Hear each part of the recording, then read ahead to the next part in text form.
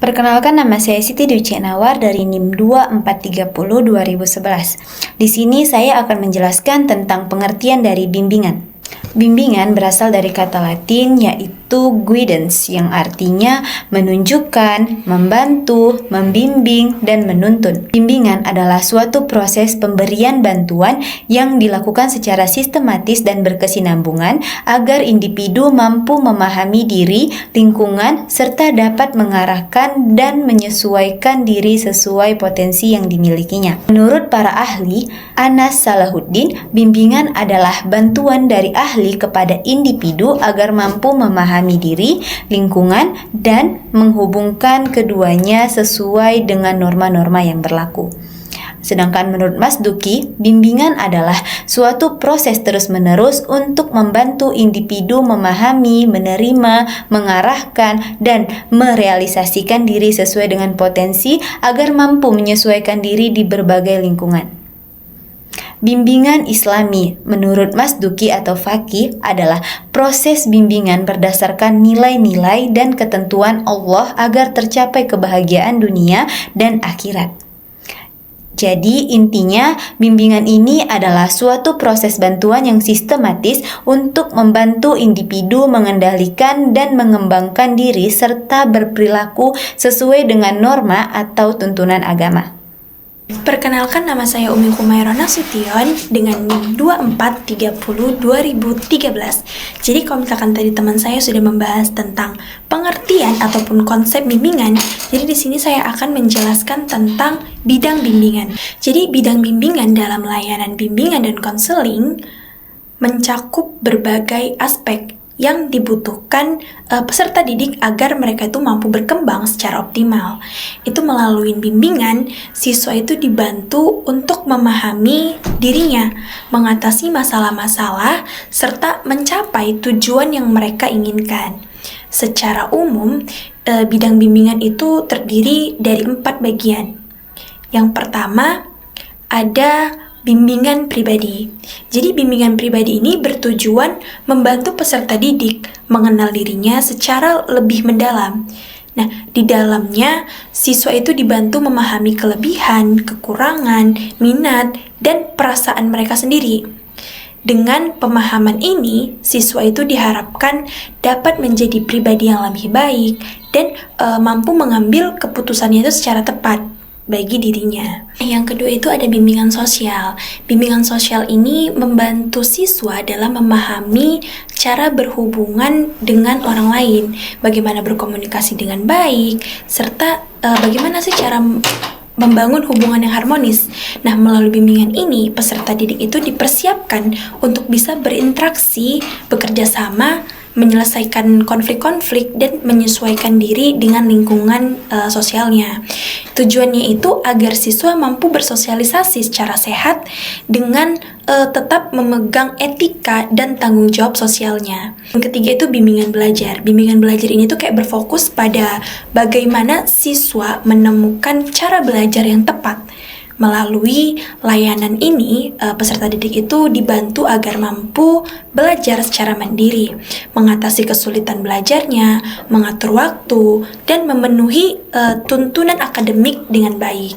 Nah, bimbingan belajar ini juga mendorong siswa untuk mengenal kebiasaan belajarnya, memperbaiki strategi belajarnya, dan bahkan bisa menumbuhkan motivasi untuk melanjutkan pendidikan ke jenjang yang lebih tinggi lagi. Seperti itu. Terakhir itu ada bimbingan karir. Bimbingan karir itu membantu peserta didik untuk mempersiapkan masa depan, terutama itu dalam menentukan pilihan pekerjaan atau pendidikan lanjut atau studi lanjutnya.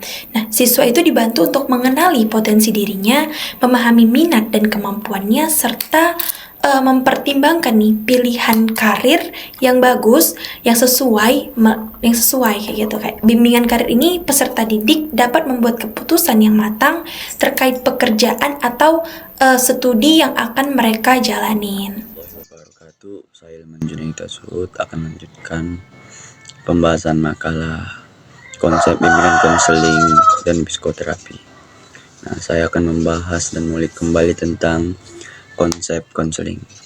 Nah, konseling itu berasal dari kata konsel yang diambil dari bahasa Latin yang artinya bersama atau bicara bersama. Pengertian berbicara bersama dalam hal ini adalah berbicara tentang konselor dan beberapa kliennya.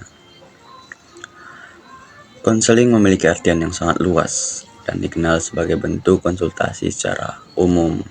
Konseling digunakan oleh banyak bidang profesi untuk melakukan proses konsultasi. Dalam psikologi, konseling merupakan proses interaksi dan komunikasi oleh seorang psikolog atau seorang konselor pada kliennya untuk membantu mengklarifikasi dan menyelesaikan masalah kliennya. Nah, proses konseling sendiri bisa dilakukan lebih dari 2 orang. Pada dasarnya, kegiatan konseling ini memberikan dukungan bagi kita untuk permasalahan atau keluhan yang sedang dialami saat ini, untuk dicari jalan keluarnya. Terus selanjutnya tujuan konseling. Nah, secara umum tujuan konseling adalah agar konselor dapat mengubah perilaku atau pola pikir ke arah yang lebih maju daripada seorang klien tersebut melalui terlaksananya tugas-tugas perkembangan secara optimal, kemandirian, dan kebahagiaan hidup. Secara khusus tujuan konseling tergantung dari masalah yang dihadapi masing-masing konseling.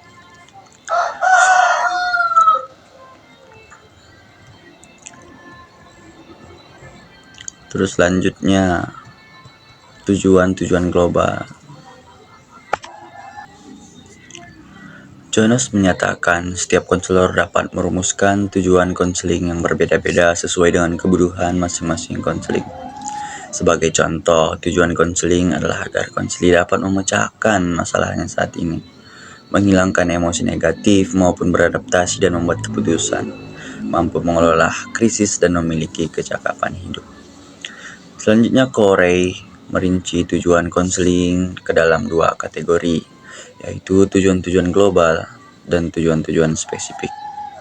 Tujuan-tujuan global tersebut salah satunya adalah konseling menjadi lebih menyadari diri, bergerak ke arah kesadaran yang lebih penuh atas kehidupan batinnya, dan menjadi kurang untuk melakukan penyangkalan.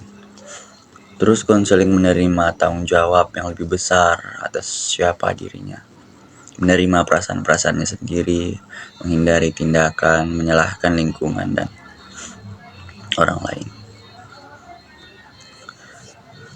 Selanjutnya, konseling menjadi lebih berpegang pada ketakutan-ketakutan batin dan pribadinya sendiri, menghadirkan tindakan-tindakan, memainkan peran orang yang tidak berdaya, dan menerima kekuatan yang dimiliki untuk mengubah kehidupannya sendiri. Dan terakhir, konseling menjadi dapat lebih percaya diri serta bersedia mendorong dirinya sendiri untuk melakukan apa yang dipilih untuk dilakukannya.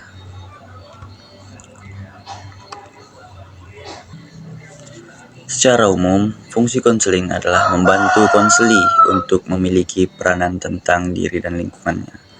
Konseli diharapkan dapat mengembangkan potensi secara optimal dan beradaptasi terhadap lingkungannya secara dinamis. Fungsi pembukaan berisi aktivitas-aktivitas yang berhubungan dengan perkembangan kemampuan, orientasi, pemecahan masalah, dan pengembangan suatu orientasi yang efektif terhadap permasalahan mereka dengan menurunkan kecemasan, meningkatkan motivasi, atau meningkatkan kemampuan dalam proses informasi. Mungkin sekian saja dari review ulang tentang makalah dari konsep bimbingan konseling dan psikoterapi. Baik, di sini saya Lutfi Indah Parwasih akan melanjutkan pembahasan dari teman-teman saya sebelumnya, yaitu tentang konsep psikoterapi.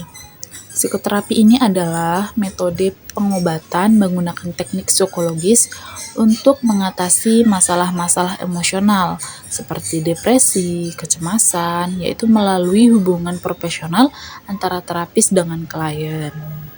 Nah, psikoterapi ini mempunyai tujuan utama, yaitu mencakup menghilangkan gejala tidak nyaman, memperbaiki pola perilaku terganggu, dan meningkatkan pertumbuhan kepribadian positif. Nah, ada beberapa jenis, namun di sini saya akan membahas 2 jenis saja dari psikoterapi. Yang pertama, psikoterapi suportif. yang berfokus pada peningkatan kesadaran realitas dan keterampilan penyesuaian sehari-hari. Kemudian ada juga psikoterapi psikoanalitik, yang mana ini mengeksplorasi konflik bawah sadar dari masa lalu untuk memahami pola dinamika saat ini. Nah, ada di sini beberapa tahapan dalam psikoterapi. Nah, tahapan umumnya itu mencakup 4 fase utama, yaitu pertama wawancara awal, kemudian proses terapi inti, pengalihan ke tindakan, dan terakhir itu penutupan. Nah, yang pertama itu ada wawancara awal, yang mana di sini terapis membangun rapport atau hubungan kepercayaan dengan klien melalui penggalian masalah, riwayat hidup, dan penjelasan atau aturan serta komitmen. Nah, sesi ini itu mengevaluasi kondisi kesehatan mental dan menetapkan tujuan realistis dari proses kegiatan tersebut. Kemudian setelah itu kita masuk ke tahap proses terapi inti, yang mana di sini klien itu mulai membahas emosi, pola pikir, perilaku, dan hubungan sosial secara mendalam. Nah, terapis ini menggunakan teknik seperti eksplorasi perasaan, problem solving, dan pengujian pikiran otomatis untuk membangun kesadaran dan perubahan dari si klien tadi. Setelah itu kita masuk ke pengalihan ke tindakan. Jadi fokusnya di sini itu beralih ke perencanaan solusi praktis, simulasi perilaku baru, dan evaluasi kemajuan melalui tugas harian ataupun uji coba. Jadi di sini terapis itu membantu klien untuk menerapkan insight ke kehidupan nyatanya seperti apa, seperti itu. Kemudian yang terakhir ini ada penutupan dan evaluasi. Jadi di sini si terapis ini menilai hasil bagaimana menyesuaikan rencana jika perlu dan mengakhiri sesi dengan pencegahan kambuh. Nah, beberapa sesi mungkin diperlukan untuk transisi mandiri. Mungkin cukup sekian. Terima kasih. Wassalamualaikum warahmatullahi wabarakatuh.